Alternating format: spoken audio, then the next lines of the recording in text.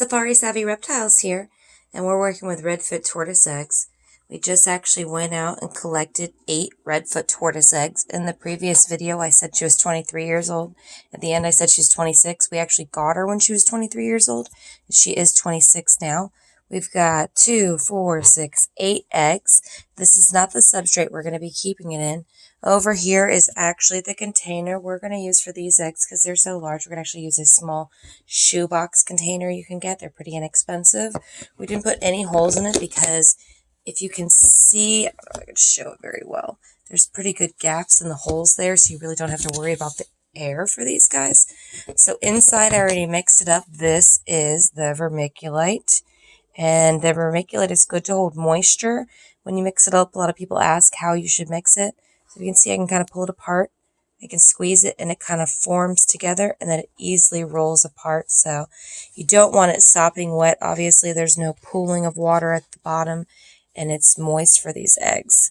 So what we're going to do is I'm going to go ahead and flatten this back up. The redfoot tortoise eggs, we're actually going to incubate at 88 degrees Fahrenheit. And the reason we're going to try to do that this time is actually we're going to try to produce all female redfoots. At this temperature, you should actually produce all female redfoot tortoises. Pretty neat with this species. If you actually go to those exact temperatures, you can actually get those specific sexes and genders. So I'm going to make a little divot here.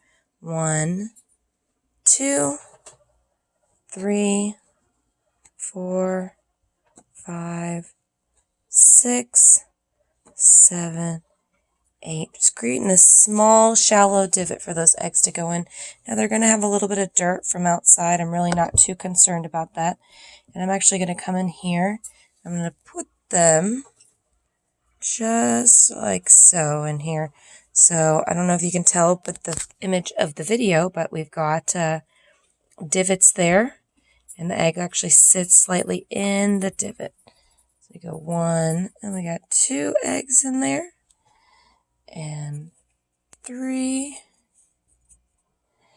And 4. Now it's important that once you place the egg the direction that you want it, that you don't move it around. In the beginning, it's not so detrimental to move the eggs around. But as the egg... got some soil there.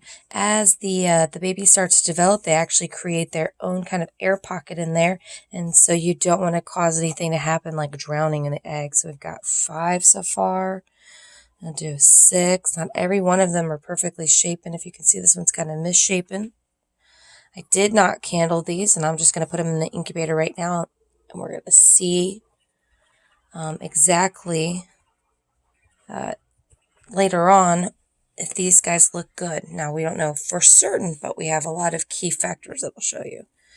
So, we moved it from the substrate from what we picked it from the pen from, and we've got it in the vermiculite, and it's got the slight divots in here, and we do have a fair amount of vermiculite in there, so you can see off the side.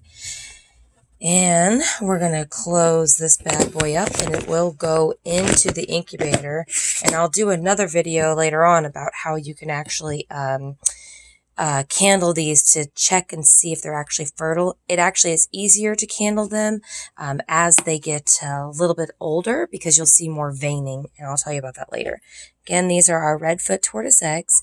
It's from Rebecca the Redfoot. She's 26 years old.